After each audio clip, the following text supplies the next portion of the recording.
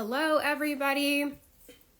Okay, if you are watching this replay, it will be on YouTube and on here, but we are going live Instagram with Serena. Let's see, got to get Serena on here. We're going to be talking about, Serena, I just saw you text me. I hope it's not important about this. I can't click onto it. Let me see. We're going to be talking about abstainers versus moderators, how to stay on track this holiday season. Okay, I see Serena is in here. Let's get her on. Oh, where'd it go? I saw your face. And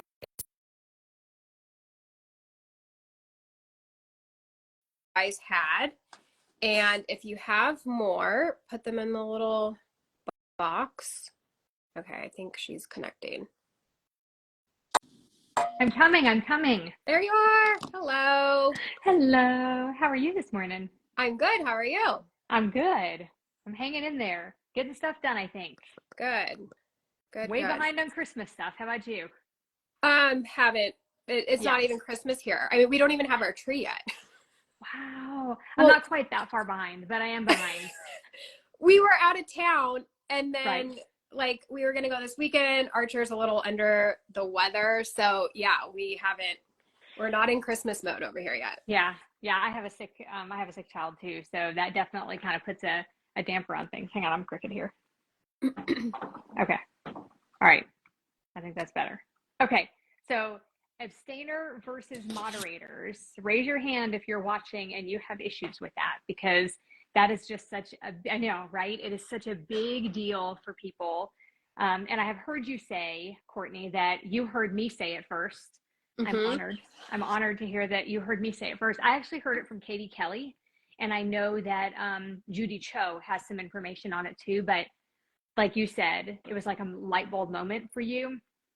And that's how I felt too. When I heard about the abstainer versus moderator thing, I was like, oh my goodness, it's a thing. No wonder. Like, there's an actual reason I can't eat just one Oreo or one whatever.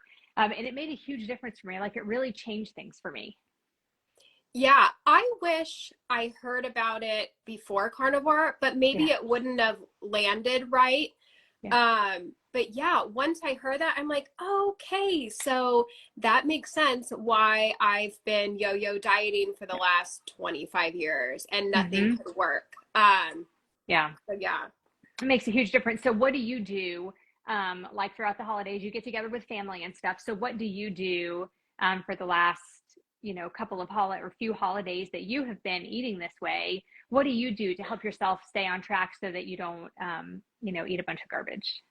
Yeah, I think the most important thing is, at least for me, is there's so much self-awareness that comes with being carnivore, and like understanding all this and knowing the abstainer versus moderator, because now I'm aware that I can't just have that one bite. So for me, I remember that. I keep that in mind. I know, I just think of like your why, like why you're doing this. I know if I were to have, now mind you, we don't really have that stuff in the house anyways. Like, I didn't cook anything non-carnivore. Some of the non-carnivores did have some stuff. So there was like pumpkin pie here, but I knew like, okay, one bite would just send me right back to where I used to be. And it's not worth it. Like, I've worked so hard to get to where I am. So that's what kind of helps me mentally stay on track, but also eating this way for this long and having the sweets out of my diet, it's easier.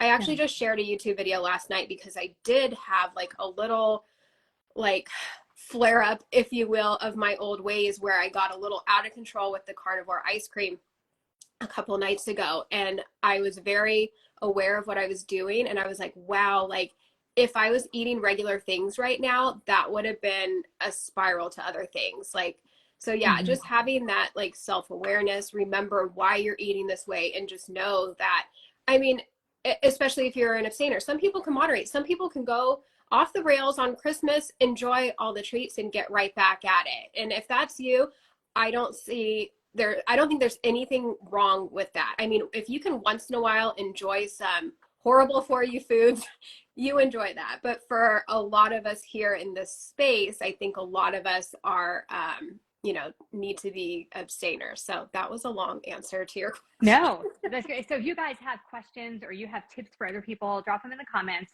because we want to hear from you guys too. And we're here to answer any kind of question you have about carnivore, the holidays, staying on track, excuse me, abstainer versus moderator.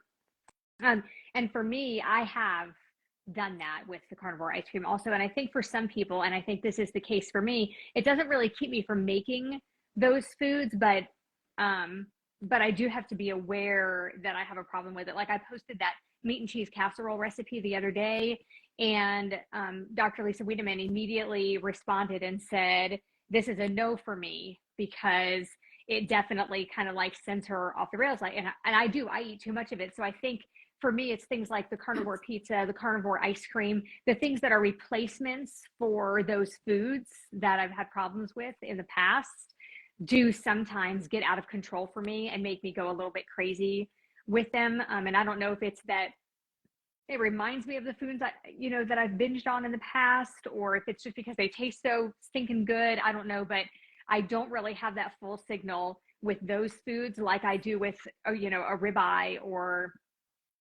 hamburgers or something like that. So there is something to be said for, because a lot of people will stay away from those kinds of replacement foods. And I do think that if you know yourself and you know that it does send you like way too far to the other side, that it's definitely something that you should avoid.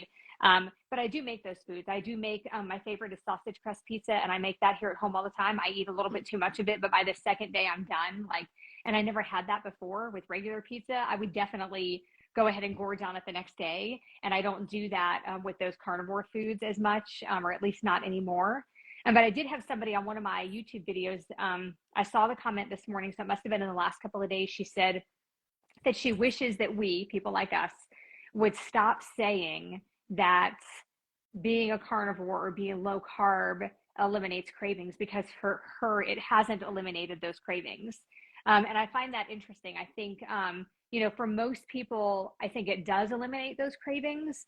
But I also think that being a carnivore gives us more willpower to avoid them.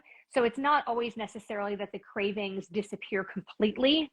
I think it's that we're so full and satisfied, and we know that we can have that big juicy ribeye with the butter on it and be satisfied from that.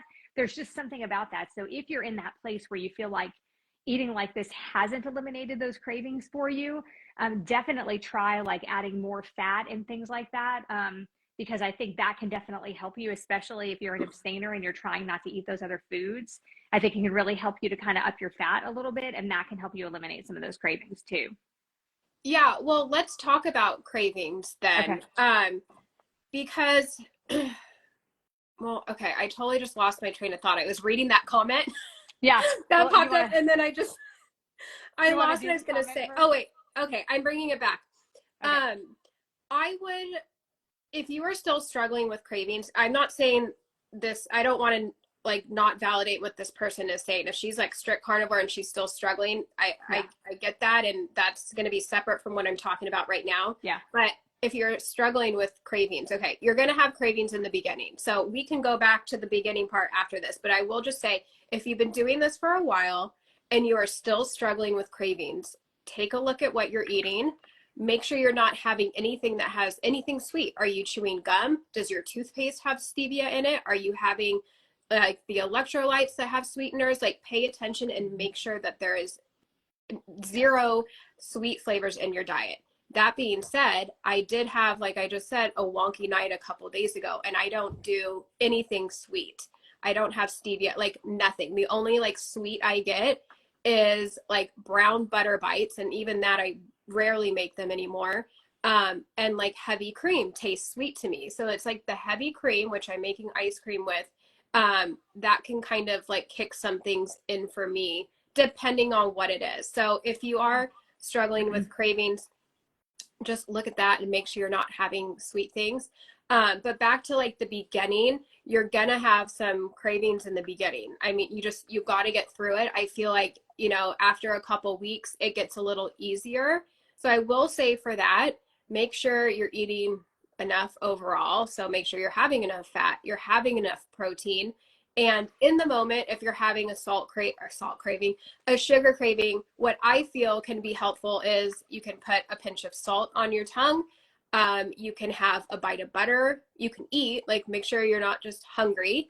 I find, especially like if you're snacky too, having like a bubbly water, I feel like is kind of nice, because when you're wanting something and you're craving something or you're wanting a bored snack, like it's like your mouth that wants something if you're not genuinely hungry. So I think like having a bubbly water kind of gives you, like, it livens up your mouth a little bit, and that can kind of be helpful.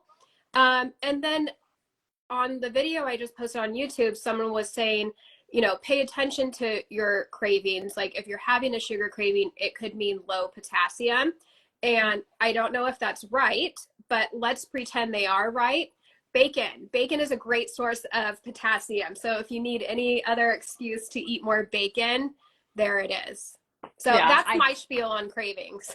Yeah, and I take bacon like lots of places. We went to a basketball tournament recently for like the whole day, and I brought several things with me to eat. And one of the things I brought was a bag of bacon from that morning's breakfast. And when I had my bacon out, one of the moms, you know, like, oh, look at you with your bacon. I said, you want some? She said, that's okay. I had bacon for breakfast. And I said, oh, I did too. And I just kept eating the bacon. I was like, you know, bacon, breakfast, lunch, dinner, who cares? It's bacon. Like you can just eat as much bacon as you want. So, you know, there's all these jokes about purse bacon and stuff like that. So bacon is one of those really portable foods. So yeah, I mean, bacon for me really took care of the cravings. If you're at the beginning, if you're new, bacon really helped me. I kept cooked bacon on hand day in and day out because it really took care of those cravings for me. When I wanted something sweet, I knew that I could have a different food that had been like off limits for me all these years, because bacon is too fatty, bacon is too much fat, you know. So all these years I didn't eat regular bacon. So it was one of those like guilty pleasures in the beginning. I felt like I could eat as much of the bacon as I wanted. And so that kept me from eating all those other foods that I was trying not to eat. Awesome. Okay, I'm seeing Danny says, or look for underlying nutrient deficiencies that contribute, like B vitamins and iron. I see this all the time. Was that in regards to the cravings? Probably. Okay. Probably about the potassium. Didn't you mention potassium? Okay, I don't know. That might have popped in before I even said that. I lost track. Let's see. If you guys could put questions like in the box, it's easier to keep track of them. So she says she's allergic to pork, but can eat bacon or can't. I'm thinking she means can't. So try beef bacon. Beef bacon is awesome. Can't. Okay, yeah. Beef bacon is awesome. Probably not quite as portable as regular bacon. I don't know actually, because it's cured also.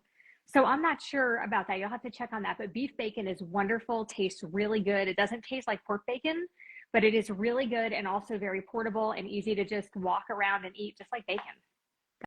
That would be a good one. Beef bacon is delicious. Yeah, so good. Okay. Let's see. What else? Talked about falling. So, okay, before we go into holidays, someone was wondering our thoughts on Omad, which is one meal a day.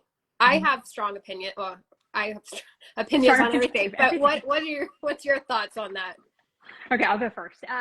So for me, I think I did Omad for a long time, and it did not work well for me. It's really hard for me and for most women to get enough calories in with just one meal a day.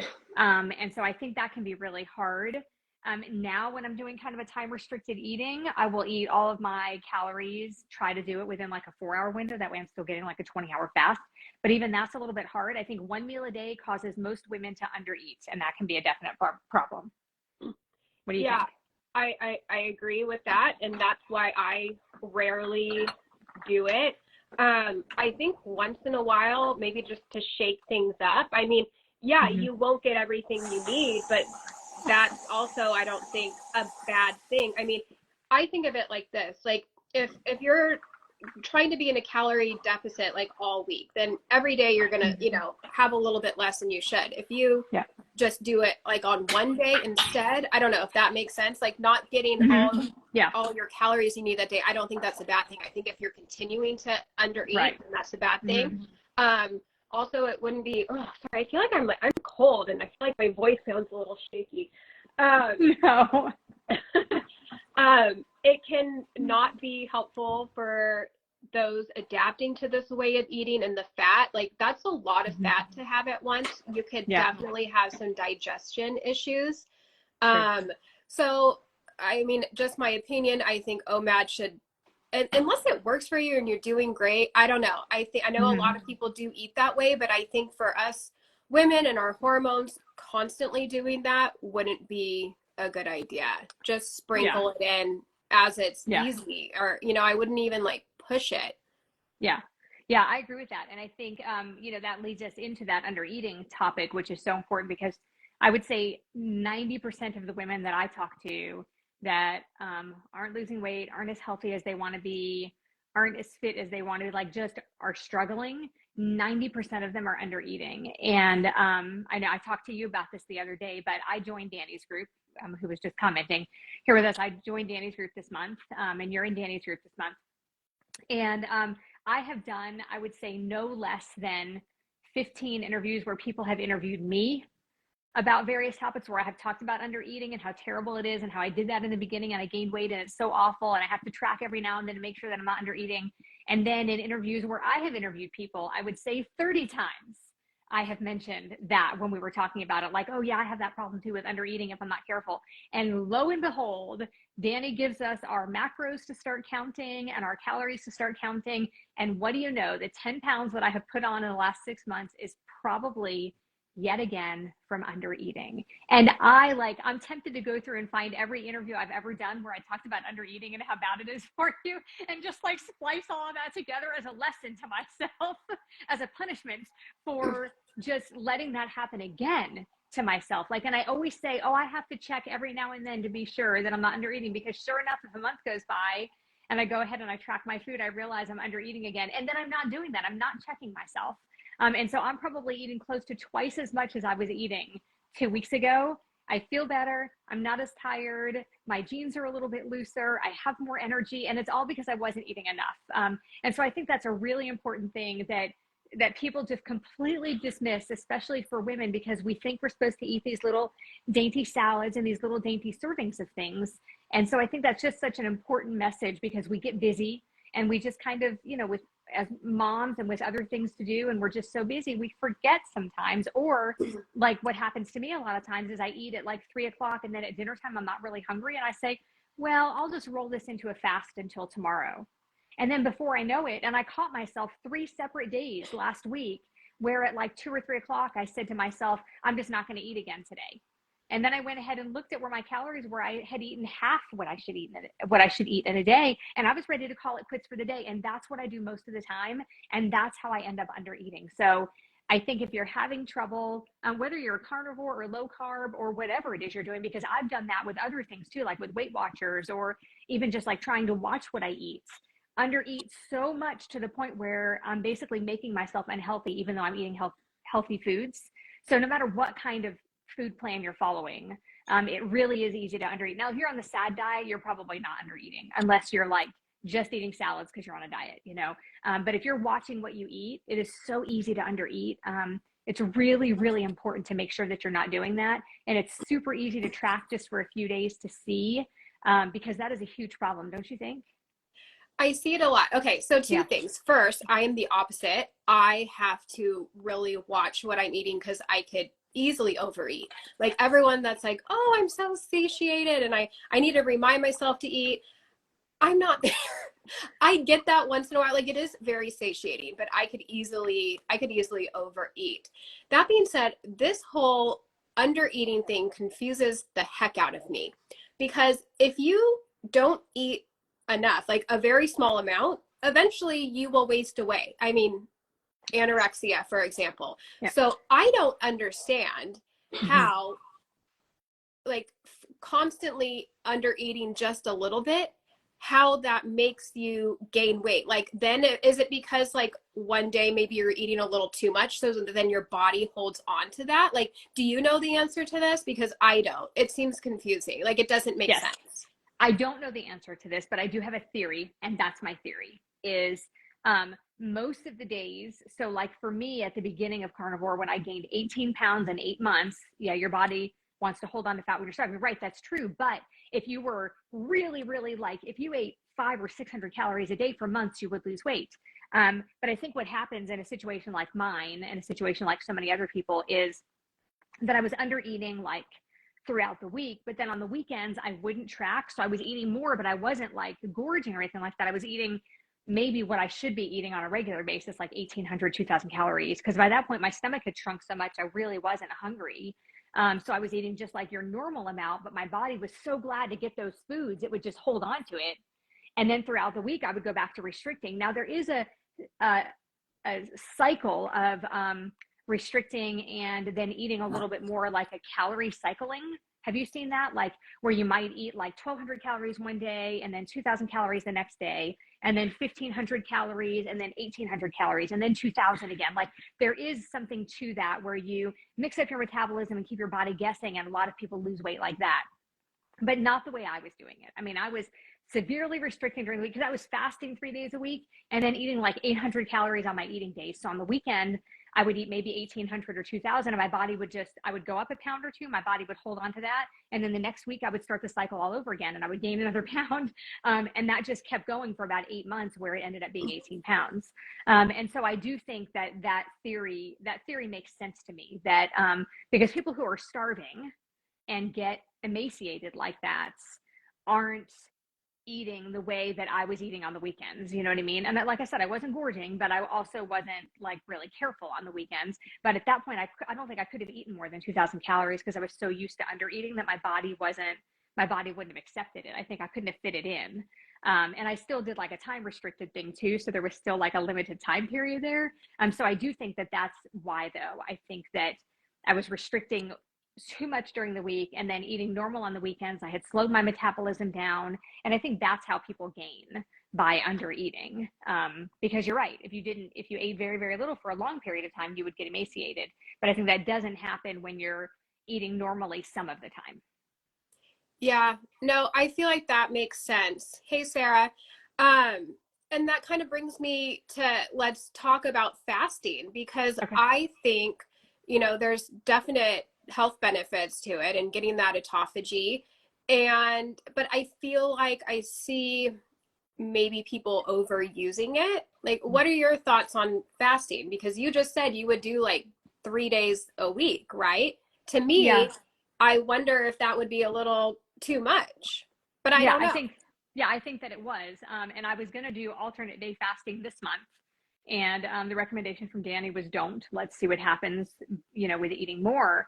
And you called it. You said, I think she's going to say don't fast. And that's what she said. She said, let's see what happens. And so far I feel really good. And the thing is that when I think a way to tell if you're like metabolically healthy, a good way to tell is if you want to fast like that, fast for a few days, like Monday, Wednesday, Friday, or Monday, Wednesday or something, and then eat normally the other days. If the weight comes right back on, like let's say you drop 3 pounds in, those 2 days of fasting, and by the end of the week of eating normally and not overeating, those 3 pounds have come back, your body does not want you to fast, I think, or at least that's my experience. And anytime I have ever gone through those rounds of fasting like that, within a couple of weeks, the weight is always back. And I think that's because my body isn't ready to let go, or it's not the right way. So while there are many, many benefits to fasting, like the autophagy, the cell renewal, all of those fasting, but for me, I think it has to be like more of an intermittent fast, like 16-8 or 18-6 or something like that. I think that's the best way for me to do it, because I'm still giving my body that chance to rest and relax, and then also feeding it and nourishing it. What about you? Because you've been fasting a little bit recently.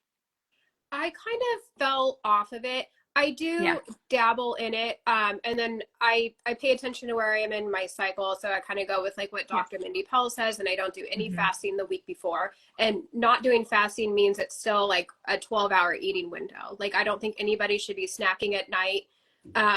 You want to give your body time to digest before you're going to bed.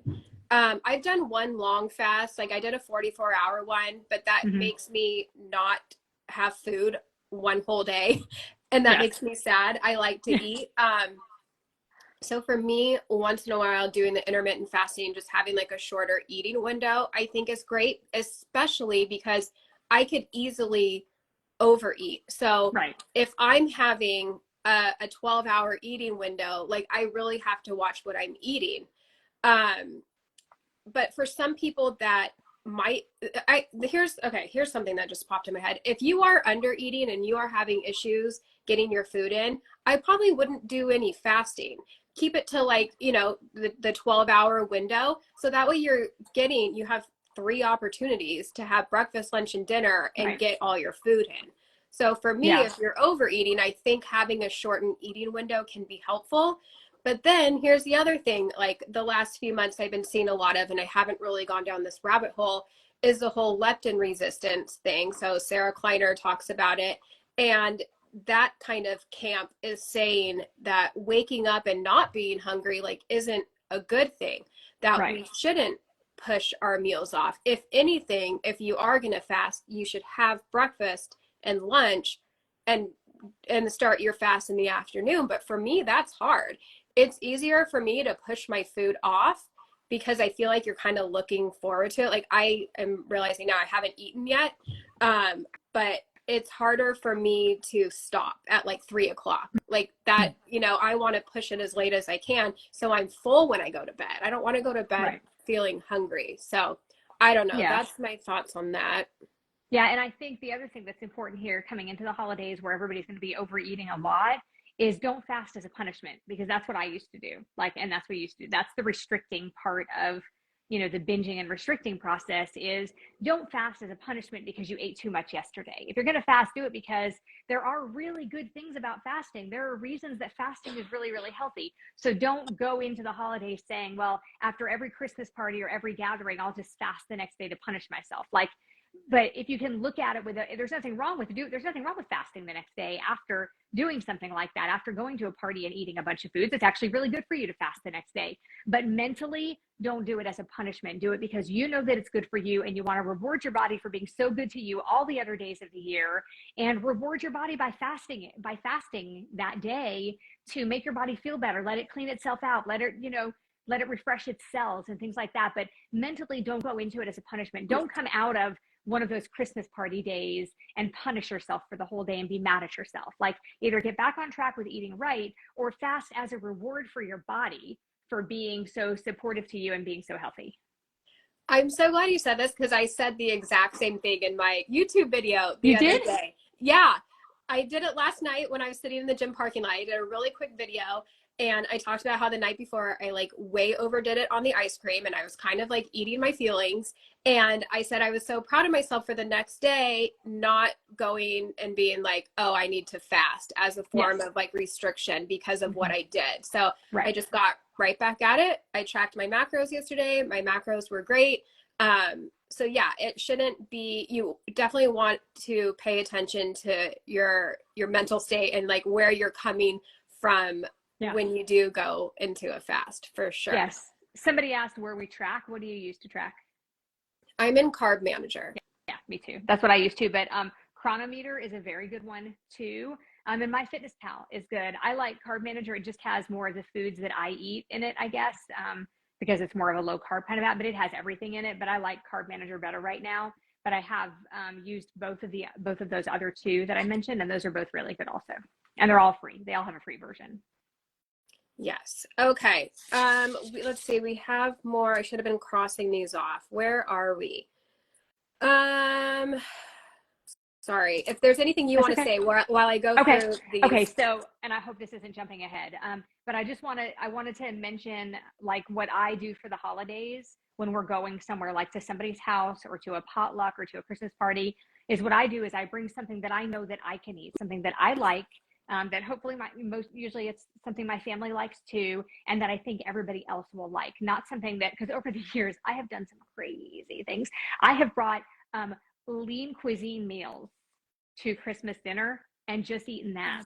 I remember those. I had my lean cuisine days probably like, it was probably like, I was around like 20. And so almost 20 years ago, lean cuisines were like the thing. Yes, like, but that was a what way I to brought diet. and that was what I brought for me to eat on Christmas Day, because I didn't want to eat the other food. So that was my way of making sure this is what I'm going to eat, and I'm not going to have those other foods. But now I bring something for everybody that, I mean, I've brought things like with spinach hidden in it, you know, like black bean brownies and, you know, like the crazy stuff I have done. But now, yeah, lean cuisine, I know it's so bad for you. Oh my goodness, the ingredients in those things. But now I just posted the other day a repost of what I made for Easter, a meat and cheese casserole. It's got all these different meats and cheeses in it. And then you cook it all together. So it's like a one pot thing. And if I'm making it for at home, I just put it in the refrigerator in a big bowl like that. But if I'm taking it somewhere, I then put it into a pretty like casserole dish and sprinkle cheese and bacon bits on top and bake it until the cheese is melted. And it looks kind of like lasagna. But it's delicious. You just use a spoon to scoop it. Everybody loves it. It has cream cheese, a bunch of different meats in it, some heavy cream, the cheese on top. It's just a delicious meal that everybody loves. And then a lot of times I will do a carnivore cheesecake or a very, very lightly sweetened carnivore cheesecake. So that would make it a keto cheesecake, I guess. And I make homemade whipped cream to go on it. And then I know that I can have the meat and cheese casserole. And when everybody else is having dessert, if I feel deprived and I feel like I need something, that's a pretty safe thing for me to eat because it's just so lightly sweetened, you can barely even tell. Now, I do usually gain a couple of pounds, even just with those foods, because they're both full of cheese. And that is a problem for me. But as far as bringing things that I know I can eat, like for Christmas, I'm probably going to do the meat and cheese casserole. And I'm also probably going to do like a prime rib roast.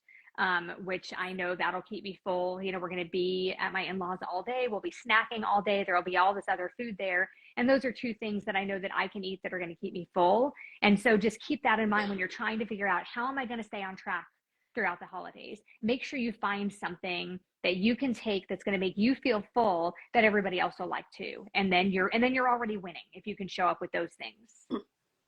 Yeah, exactly that. Yeah. And if you're going to like a nighttime holiday party or whatever, like eat before, you know, if you're not bringing something, if it's like a cocktail party or whatever, and they have snacky foods, just make sure you ate, you know, no one should be eating at 9 o'clock at night anyways. Right. So have your meal and then you're done. You're fasting, you're in your intermittent fasting. Yeah. So let's talk a little bit more about Christmas. Here's my suggestion and here's what we do. I think instead of, you know, splurging on all these different foods that make you not feel good, we just splurge like on the cost, I guess. So we get different cuts of meats that I'm not normally having filet mignon every night, you know, so I will probably do that for Christmas. Or I'm not a fan of the prime rib roast because I'm a crusty lady. Oh. So for me, it's you're cooking your ribeye essentially whole, your rack of ribeye. And then when you slice it, you're eating it naked like that. I'd rather, now it's beautiful presentation and it is delicious. I would not turn it down. But for me, I like that crust. I want that sear. Okay. So we'll probably do ribeyes. We might do some filet and like a sauce. Some bread cheese, some bacon, probably deviled eggs. That's like my husband's love language is deviled eggs. Yeah. So I'll get on his good side and make those.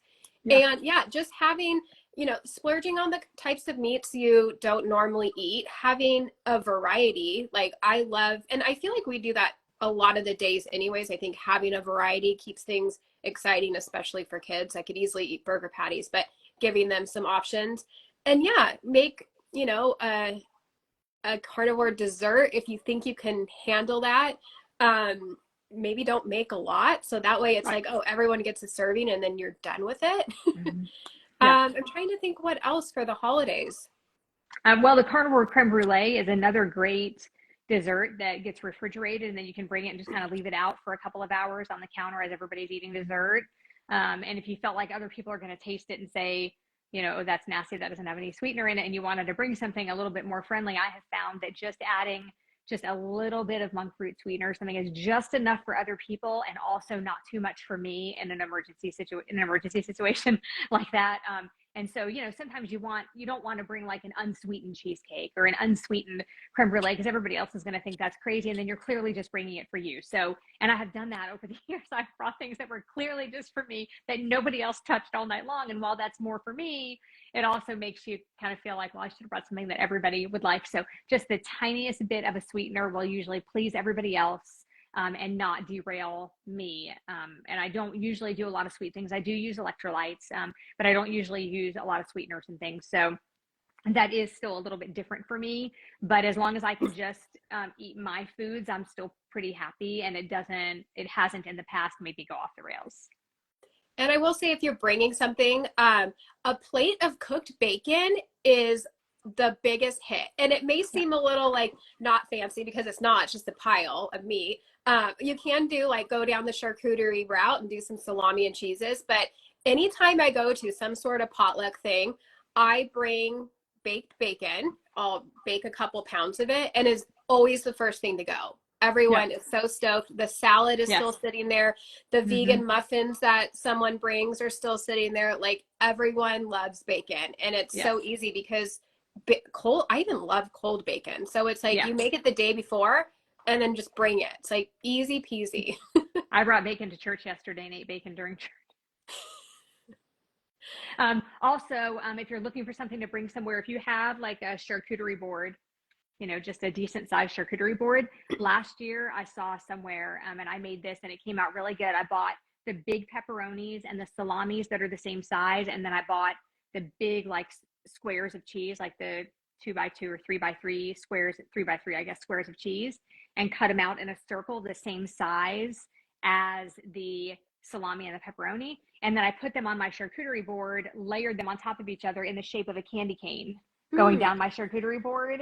And everybody really liked that. And then one of the other things that I made last holiday season was, I don't even know what to call it, but on parchment paper, you put a tablespoon of mozzarella cheese or any other kind of shredded cheese, and then set one regular size pepperoni right in the center, cover a piece of parchment paper with that, and put it in the oven. I think it was like 350, and then just watch it until they start to get like, you don't want them to burn, but till the cheese starts to brown, and pull them out and let them cool. And it becomes like a cheese cracker with a piece of pepperoni in the center. They were delicious. And I served it with like a homemade ranch dip. But if you were going somewhere where people would eat it, you could serve it with like a marinara sauce in the middle, and let people have that. That actually ended up being everybody really liked those too. That sounds good. Okay, I'll give you guys an idea too. Real quick, I'll say what Linda said. Crispy bacon in a fancy hurricane glass is great. That is a great idea. Great idea. And that makes me even think making twisty bacon. So that way it's fancy bacon in a fancy glass. You could shape it like candy canes too. Oh, there you go. You could shape the twisty bacon while it's cooking in the shape of a candy cane. That's a good idea. Okay, so this is actually going to be in my cookbook. I think I've shared it before, so maybe I won't get in trouble for saying like this is an old recipe. I'm pretty sure like years ago I put this up. But if you take salami slices and get a mini muffin pan and you push them in, and so you form little cups, you bake them. I want to say like you got to keep an eye on them, 400 degrees for maybe like 8 to 10 minutes. And then you have these salami cups, and you can make them ahead, and you fill them with whatever, cream cheese, goat cheese, feta cheese. The Carnivore Police, close your ears. Olive tapenade, fill it with that, and then do like a little crumble of feta cheese on top is really good. Trying to think, I used to make these all the time when I was eating all the things. Doing some cheese, like goat cheese, a little drizzle of balsamic glaze, which sugar, so maybe not, and then some basil. So if you're, I feel like with herbs and spices, it's like a lot of people are using. If you're more of a ketovore, a lot of people would use that for you guys. Yeah, and those would be pretty too. You could fill them with cheese as they come out, and let the cheese, get melt. It would melt if they were still hot. You could fill it with cheese and then use it in a dip, even like that. Yeah. Ooh, that sounds yummy. That's a good one. All right, let's see. That's a good one. Oh, okay. We have a question. Is this the same type thing you did video with Carnivore Doctor? I'm not sure what that means. You guys were cooking. We're not cooking. We should have been cooking. I wonder if they're talking about what I did. I don't know. I'm sorry. I'm confused by that. Okay. If anybody has any questions, let us know. I feel like we touched on everything that I had on this list. Cravings, falling off track, carb urges in the beginning. Okay, someone says this is the last one. Someone's Okay. starting December 21st and they want advice. What would you say for someone starting out? Why start on the 21st? 27th. Oh, 27. It Okay. must be a Monday. I don't know. Okay. Or just Oh, getting right. I through bet you. Christmas. No, that couldn't be a Monday because Christmas is on Monday. So that's like a Okay. Wednesday. Okay. So giving themselves a day after Christmas to eat all the leftovers and then starting the next day, that makes perfect sense. The 21st did not make sense to me, but the 27th. 27th makes sense. Okay. So the advice would be is it's going to be hard. You're going to be just coming off of all those yummy, delicious, carby, sugary holiday foods. I think I would say give it 30 days. Don't sell yourself short. You need 30 days of full on, no cheats, no giving yourself one bite, especially if you're an abstainer. You need a good 30 days to give yourself a fighting chance. And that's the thing is when we don't give ourselves the chance, when we give up and we stop early, is we're cheating ourselves. And the whole reason we're trying to do whatever it is to better ourselves. And then we end up cheating ourselves and not giving ourselves that chance. And so I think commit to 30 days. If you feel like you're going to fail, message one of us. Like, don't give up on yourself because it is so worth it. If I'd have given up in the first 30 days, I wouldn't be here. If Courtney had given up in the first 30 days, Courtney wouldn't be here. And so I think that's the thing is now everybody messes up. Don't get me wrong. We all slip up sometimes, but if you do, get right back on and finish out the 30 days. Like just know that it's going to be hard. And the first week is going to be super hard. You're going to have withdrawals. It's like withdrawing from a drug. It really is. Like that part is going to be so hard. You're going to want it. You're going to dream about it. It's going to be difficult. And so just make sure you give yourself that fighting chance. Don't give up on yourself. Give yourself that 30 days and see how you feel. It just might change your life. Yeah, definitely. And I would say, like, first of all, yay, congratulations for Yes. starting this before January, even. Yeah, So many right. people wait till January 1st, which is fine. It's great. At least you're doing it. But so I will say, yes, the first week especially will be really hard. Make sure you're eating enough, get some electrolytes. Depending on how you're eating before, you may have like the low carb flu. And someone's saying, take it slow, eliminate one thing at a time for a little while. That can work. I mean, there's nothing wrong with doing that, but I think there's something to be said about just ripping off the Band-Aid and just starting it, just getting it and just getting it done. But yeah, the first week, like just hang in there. It gets easier. 30 days, like for sure, give it 30 days. I will say, like, let's take it, one day at a time. Don't let this scare you off. But once you get to the 30 days, please give it 90. There is something magical that happens like after 3 months. Like 30 days was great. Even the first few weeks, I felt great. Something magical happened after 90 days. And I've talked about this with other people. They also agree. Like, I remember making a mental note of this. Like, wow, I'm 3 months in and I feel even better than I did after the first month. And the first month was amazing. So definitely like stick with it, hang in there, eat lots of fatty meat. I wouldn't try to don't give up all the things. Like don't, unless you're having autoimmune issues or whatever, but don't try and just go straight into lion diet. That would be hard. Like if dairy is going to keep this sustainable, please keep it in. If if coffee is going to help, like don't try and give up all these things. If you're still like having Diet Coke and that's your one vice and that's what's going to help you stick with it, then keep that for a month and then maybe try and switch over to bubblies, or bubbly water. So do what you can that you can stick with this because it's life changing. Like I feel like we have the golden ticket.